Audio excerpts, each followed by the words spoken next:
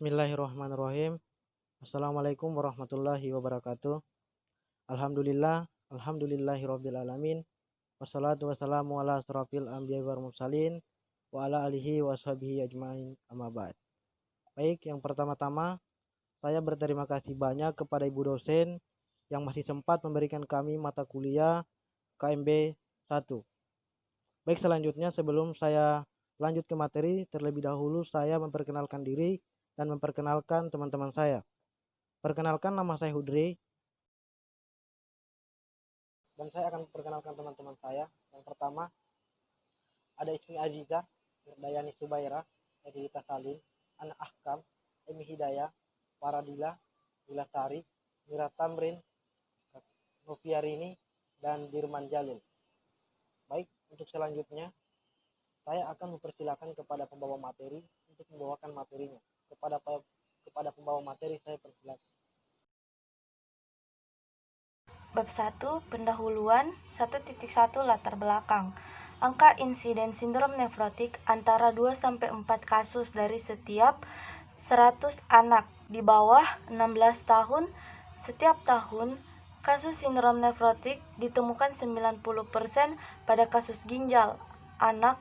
Kasus sindrom nefrotik di Indonesia diperkirakan 6 kasus per tahun tiap 100 anak berumur kurang dari 16 tahun. Rasio antara laki-laki dan perempuan sekitar 2:1. Wirya 2002. 1.2 Tujuan. Penulisan makalah ini bertujuan untuk mengetahui konsep medis sindrom nefrotik. Yang kedua, konsep keperawatan sindrom nefrotik.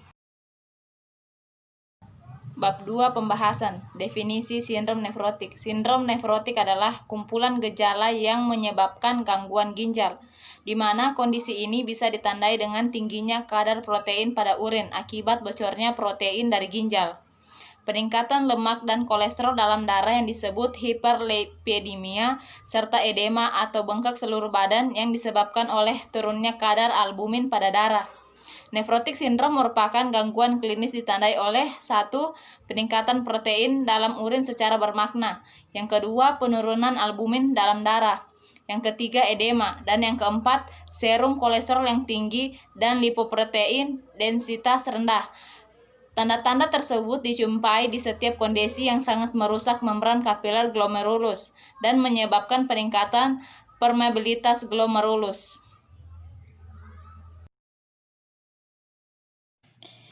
2.1.2 Etiologi. Penyebab sindrom nefrotik dibagi menjadi 2 menurut Mutakir 2012 adalah 1. Primer, yaitu berkaitan dengan berbagai penyakit ginjal seperti glomerulonefritis dan nefrotik sindrom, perubahan minimal. Kedua, sekunder, yaitu yang diakibatkan infeksi, penggunaan obat, dan penyakit sistemi lainnya seperti diabetes mellitus, sistema eritematosus, dan amiloidosis. Saya Edita Salim, saya akan menjelaskan tentang patofisiologi sindrom nefrotik. Meningkatnya permeabilitas dinding kapiler glomerular akan berakibat pada hilangnya protein plasma, dan kemudian akan terjadi protein urea. Kelanjutan dari protein urea menyebabkan hipoalbuminemia. Dengan menurunnya albumin, tekanan osmotik plasma menurun sehingga cairan intravaskular berpindah ke dalam interstisial. Perpindahan cairan tersebut menjadikan volume cairan intravaskular berkurang, sehingga menurunkan jumlah aliran darah ke renal karena hipovolemia. Penurunan aliran darah ke renal, maka ginjal akan melakukan kompensasi dengan merangsang produksi renin, angiotensin, dan peningkatan sekresi hormon ADH dan sekresi aldosteron yang kemudian terjadi retensi natrium dan air. Dengan retensi natrium dan air akan menyebabkan edema, terjadi peningkatan kolesterol dan trigliserida serum akibat peningkatan stimulasi produksi lipoprotein. karena penurunan plasma albumin atau penurunan onkotik plasma. Adanya hiperlipidemia juga akibat dari meningkatnya produksi lipoprotein dalam hati yang timbul. Oleh karena itu, kompensasi hilangnya protein dan lemak akan banyak dalam urin atau lipiduria. Menurunnya respon imun karena sel imun tertekan kemungkinan disebabkan karena hipoalbuminemia, hiperlipidemia, atau defisiensi seng. Suryadi 2001. Baik, saya akan membawakan materi manifestasi klinis. Menurut Brunner dan Sudert 2001, manifestasi utama sindrom nefrotik adalah edema. Edema biasanya lunak dan cekung apabila ditekan atau piting, dan umumnya ditemukan di sekitar mata atau periorbital, pada area ekstremitas sekrum, tumit, dan tangan, dan pada abdomen atau asites. Gejala lain seperti melase, sakit kepala, iritabilitas, diare, mual, kehilangan nafsu makan, serta keletihan pada umumnya terjadi. Selanjutnya, klasifikasi. Yang pertama yaitu sindrom nefrotik primer atau idiopatik. Dikatakan sindrom nefrotik primer oleh karena sindrom nefrotik ini secara primer terjadi akibat kelainan pada glomerulus itu sendiri tanpa ada penyebab lain. Yang kedua, sindrom nefrotik sekunder timbul sebagai akibat dari suatu penyakit sistemik atau sebagai akibat dari berbagai sebab lain yang nyata. Pemeriksaan penunjang. Penegakan diagnosis sindrom nefrotik dapat ditentukan dengan hanya penampilan klinis. Diagnosis sindrom nefrotik dapat ditegakkan melalui beberapa pemeriksaan penunjang berikut, yaitu 1. Urinalis, 2. Pemeriksaan sedimen urin, 3. Pengukuran protein urin, 4. Albumin serum, 5. Pemeriksaan serologis untuk infeksi dan kelainan imunologis, 6. USG renal, 7. Biopsi ginjal, 8. Pemeriksaan darah. Pengobatan sindrom nefrotik. Ada beberapa obat yang dapat diberikan kepada penderita sindrom nefrotik. Yang pertama, obat kortikosteroid, contoh metilprednisolon. Kedua, obat antihipertensi, contoh obat ACE inhibitor seperti enalapril atau catocopropil. Ketiga, obat diuretik, contoh furosemide. Keempat, obat pengencer darah, contoh heparin. Kelima, Selanjutnya, pengkajian. Pengkajian yang dilakukan pada kasus sindrom nefrotik terdiri dari A. Identitas klien, yang dimana terdapat umur, jenis kelamin, agama, status pendidikan, dan pekerjaan. B. Identitas penanggung jawab, terdiri dari nama, umur, pendidikan, agama, dan hubungan dengan klien. C. Riwayat kesehatan, terdiri dari keluhan utama, riwayat kesehatan sekarang, serta kaji berapa lama keluhan adanya perubahan urin output, dan kaji onset keluhan bengkak pada wajah atau kaki, dan kaji adanya anoreksia pada klien, serta kaji adanya keluhan sakit kepala dan malaise. D. Riwayat kesehatan dahulu, terdiri dari perawat mengkaji apakah klien pernah menderita penyakit edema, DM, dan hipertensi, serta riwayat pemakaian obat-obatan masa lalu dan adanya riwayat alergi terhadap jenis obat tertentu. E. Riwayat kesehatan keluarga, yang dimana terdiri dari mengkaji apakah adanya penyakit keturunan pada keluarga seperti DM. F. Kebutuhan bio-psikososial spiritual, terdiri dari pola nutrisi dan metabolisme, pola eliminasi, pola aktivitas dan latihan, pola istirahat tidur, pola mekanisme coping, serta pola persepsi diri dan konsep diri.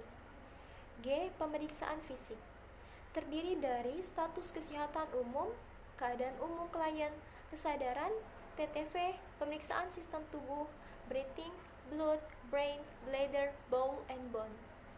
H. Pemeriksaan diagnostik. Terdiri dari urinalisis, didapatkan hematuria secara mikroskopik, proteinuria, terutama albumin. Selanjutnya, diagnosa keperawatan. Diagnosa keperawatan yang dapat ditegakkan pada kasus sindrom nefrotik diantaranya yang pertama adalah hipervolemia, berhubungan dengan gangguan mekanisme regulasi. Yang kedua, defisit nutrisi berhubungan dengan faktor biologis dan kurang asupan makanan. Ketiga, gangguan citra tubuh berhubungan dengan penyakit edema. Yang keempat, intoleransi aktivitas berhubungan dengan kelemahan umum. Baik, di sini saya akan melanjutkan presentasi dari teman saya. Sebelumnya, perkenalkan nama saya Faradila. Langsung saja, 2.3 perencanaan keperawatan. Untuk diagnosa yang pertama yaitu hipovolemia berhubungan dengan gangguan mekanisme regulasi.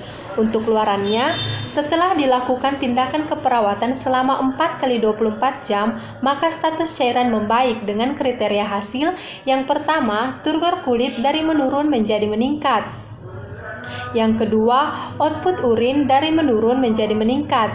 Yang ketiga, perasaan lemah dari meningkat menjadi menurun. Yang keempat, keluhan haus dari meningkat menjadi menurun.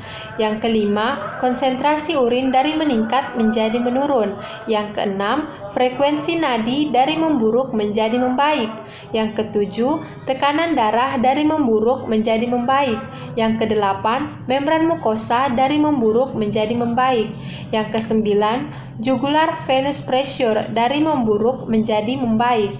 Dan untuk intervensinya, manajemen hipovolemia. Yang pertama, periksa tanda dan gejala hipovolemia, misalnya frekuensi nadi meningkat, nadi teraba lemah, tekanan darah menurun, tekanan nadi menyempit, turgor kulit menurun, membran mukosa kering, volume urin menurun, hematokrit meningkat, haus, dan lemah. Yang kedua, monitor intake dan output cairan. Yang ketiga, hitung kebutuhan cairan. Yang keempat, berikan asupan cairan oral.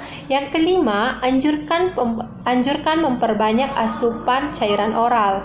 Yang keenam, kolaborasi pemberian cairan infus isotonis, misalnya NaCl dan Rl.